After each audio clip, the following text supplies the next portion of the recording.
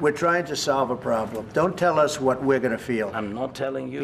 এবার যুক্তরাষ্ট্রের president Donald ট্রাম্পের সঙ্গে হোয়াইট হাউসে হওয়া বাকবিতণ্ডার জন্য দুঃখ প্রকাশ করেছেন ইউক্রেনের প্রেসিডেন্ট ভলোদিমির জেলেনস্কি। রাশিয়ার সঙ্গে যুদ্ধ বন্ধে যুক্তরাষ্ট্র যে পথে এগোতে চাচ্ছে সে পথে যেতে ইউক্রেন প্রস্তুত আছে বলেও ইঙ্গিত দিয়েছেন তিনি।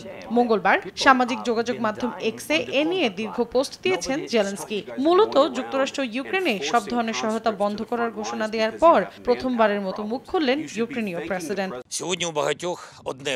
জেলেনস্কি আরো বলেন, কেউ সীমাহীন যুদ্ধ চায় না। দীর্ঘস্থায়ী শান্তি প্রতিষ্ঠার জন্য যত দ্রুত সম্ভব আলোচনার টেবিলে আসতে প্রস্তুত ইউক্রেন। স্থায়ী শান্তি প্রতিষ্ঠায় প্রেসিডেন্ট ট্রাম্পের শক্তিশালী নেতৃত্বে কাজ করতে প্রস্তুত কিয়েভ। রাশিয়ার বিরুদ্ধে যুদ্ধে ইউক্রেনকে সহায়তা করায় যুক্তরাষ্ট্রের প্রতি কৃতজ্ঞতা প্রকাশ করেছেন জেলেনস্কি। এছাড়া ট্রাম্পেরও প্রশংসা করেছেন তিনি। বলেন, ইউক্রেনের সার্বভৌমত্ব ও স্বাধীনতা বজায় রাখতে ওয়াশিংটন যা করেছে তা সত্যিই অনেক মূল্যবান।